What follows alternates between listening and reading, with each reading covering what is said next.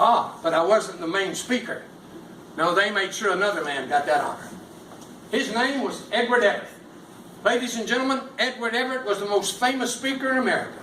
He stood on the stage that afternoon. He talked to the people for 2 hours. It was a beautiful speech. Tell me what he said. Boys and girls, people are going to remember you, not for how much you say, but what you say. Mr. Everett spoke for 2 hours. I spoke a little less than 3 minutes. My entire speech has only 10 sentences in it.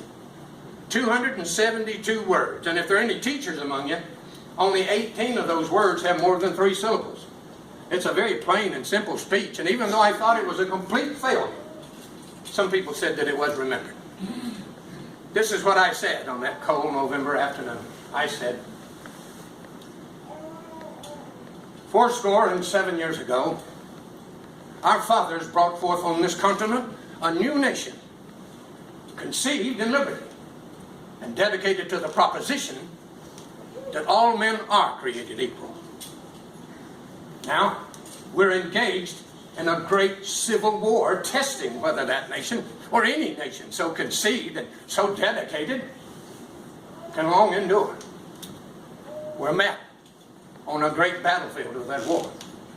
We've come to dedicate a portion of that field as a final resting place for those who here gave their lives that that nation might live.